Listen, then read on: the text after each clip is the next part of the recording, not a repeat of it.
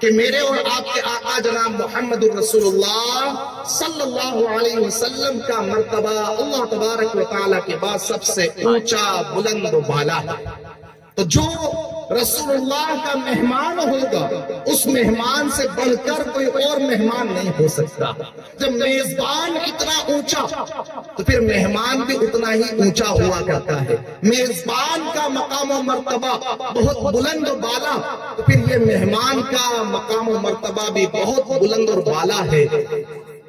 اور یہاں آ کر یہ کسی اور چیز کو نہیں سیکھتے، کوئی دہشت گردی نہیں سیکھتے، کوئی آتنکواد ان کو نہیں سکھایا جاتا، بلکہ ان کو اللہ کا کلام سکھایا جاتا ہے، انہیں انسان بنایا جاتا ہے، انہیں یہ بتایا جاتا ہے کہ مسلمان وہ ہوتا ہے جس کے ہاتھ سے اور زبان سے ہی نہیں بلکہ ایک ایک عضو سے، باڈی کے ایک ایک پارٹ سے سارے کے سارے لوگ امن و امان میں اور سلامتی میں رہیں۔ انہیں یہ سکھایا جاتا ہے کہ مسلمان وہ ہوتا ہے جو اپنے لیے پسند کرے وہی اپنے بھائی کے لیے پسند کرے۔ مسلمان وہ ہوتا ہے کہ جس کی تکلیفوں سے اس کا پڑوسی محفوظ رہے، معمون رہے۔ انہیں یہ سکھایا جاتا ہے کہ مسلمان وہ ہوتا ہے جو کسی پر ظلم نہ کرے، مسلمان وہ ہوتا ہے جو کسی کو بے یار و مددگار نہ چھوڑے۔ ان کو یہ سکھایا جاتا ہے کہ مسلمان وہ ہوتا ہے جو الفت اور محبت کا خزانہ ہوا کرتا ہے۔ انہیں یہ سکھایا جاتا ہے کہ جو بیمار ہو اس کی عیادت کرنے جاؤ، چاہے وہ مسلمان ہو یا غیر مسلم ہو۔ انہیں یہ سکھایا جاتا ہے کہ دوسروں کا غم بانٹنے والے بنو۔ انہیں یہ سکھایا جاتا ہے کہ بوڑھوں کا، کمزوروں کا سہارا بنو۔ انہیں یہ سکھایا جاتا ہے کہ یتیموں بیواؤں کے کام آنے والے بنو۔ انہیں یہ سکھایا جاتا ہے کہ خود بھوکے رہ لینا لیکن بھوکوں کی بھوک کو محسوس کرنا۔ انہیں یہ سکھایا جاتا ہے کہ خود پریشانی میں رہ جانا لیکن دوسرے پریشان حال لوگوں کے کام آ جانا۔ یہ سکھایا جاتا ہے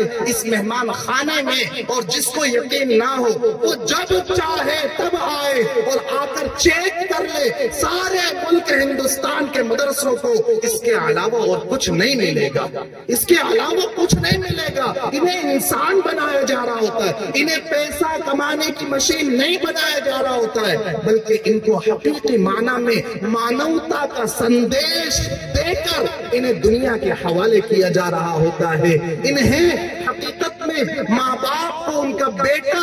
جو بھولا پسرا ہو چکا ہوتا ہے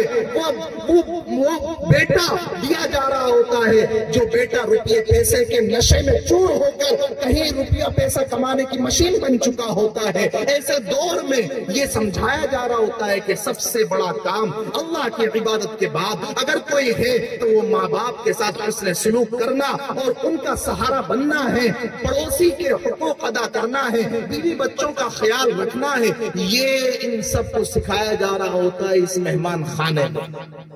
اور اگر آپ کو یہ غرہ ہو، اگر آپ کو اپنے آپ میں یہ خام خیالی ہو، اگر اپنے آپ میں یہ غلط فہمی ہو کہ نہیں میں اپنے بیٹے کو بہت بڑا سائنسداں بناؤں گا، ڈاکٹر بناؤں گا، وکیل بناؤں گا، انجینئر بناؤں گا، اور یہ مدرسوں میں کیا پڑھایا جاتا ہے اور کیا سکھایا جاتا ہے، تو سن لیجئے ہم ڈاکٹرز کے، وکیل کے، انجینئر کے، سائنسداں کے اور ججز کے ان لوگوں کے ہم مخالف نہیں ہیں۔ ہم یہ آپ سے کہتے ہیں کہ اپنے بچے کو ڈاکٹر بھی بنائیے، اپنے بچے کو وکیل بھی بنائیے، حق اور صداقت کی آواز بلند کرنے والا بنائیے،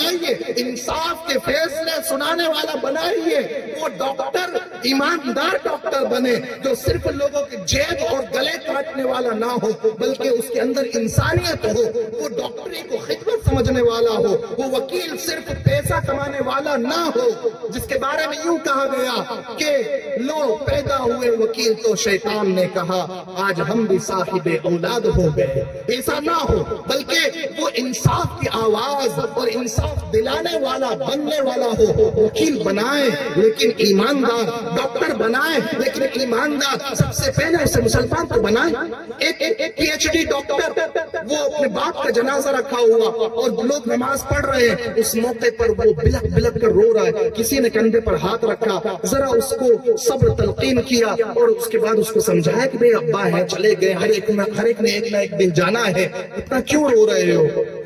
اس نے کہا وہ تو میں بھی جانتا ہوں کہ اللہ تعالیٰ نے ہر ایک کے لیے ایک وقت مقرر کیا ہے اور اس وقت پر اسے جانا ہے، لیکن میں اس لیے رو رہا ہوں کہ ابا کا جنازہ رکھا ہوا ہے، لوگ صفیں بنا کر کھڑے ہوئے ہیں اور میں بھی صف میں لگنے کو سوچ تو رہا ہوں، لیکن ابا نے مجھے پی ایچ ڈی ڈاکٹر تو بنایا، لیکن ابا نے مجھے نماز جنازہ نہیں سکھائی، ابا نے مجھے کبھی ثنا سبحانک اللہم نہیں سکھایا، ابا نے مجھے کبھی درود نہیں سکھایا، ابا نے مجھے اللہم اغفر لحینا ومیتنا وشاہدنا وغائبنا نہیں سکھایا، ابا نے مجھے کبھی نماز کا طریقہ ہی نہیں سکھایا، میں ابا کا جنازہ پڑھنے سے بھی قاصر ہوں، اس لیے میں رو رہا ہوں۔ میرے بھائیو، یہ مدرسے کے طلبہ، بڑا عجیب اللہ کا معجزہ ہے کلام اللہ،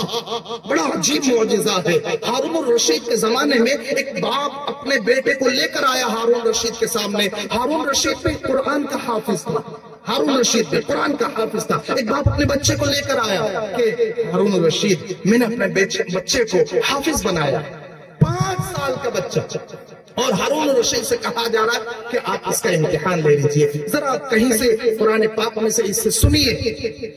بچے سے کہا جا رہا ہے کہ تم سے کچھ سوال کیے جائیں گے، تمہیں جواب دینا ہے، اللہ کا کلام پڑھنا ہے۔ تو وہ اتنا چھوٹا بچہ وہ ضد کر رہا ہے کہ ہاں میں پڑھ کر تو سناؤں گا، لیکن اس کے لیے ایک شرط ہے۔ اتنا چھوٹا بچہ کہ وہ کہہ رہا ہے کہ میں پڑھ کر تو سناؤں گا، لیکن ایک شرط ہے۔ وہ کیا شرط ہے؟ شرط یہ ہے کہ مجھے گڑ کی ڈلی دلوانا پڑے گی۔ گڑ کی ڈلی، آج کے دور میں ہم سمجھ سکتے ہیں چوئنگم، چاکلیٹ، تو وہ کہہ رہا ہے کہ مجھے گڑ کی ڈلی دلوانا ہوگی تو میں پڑھ کر سناؤں گا۔ 5 سال کا بچہ قرآن کریم کا حافظ، بلکہ دنیا بھر کا۔ میں نے ایک خبر پڑھی عربی اخبار میں، الجزائر میں کوئی عبد الرحمن نامی شخص تھے، تو ان کا بیٹا وہ 3 سال کا بچہ حافظ قرآن،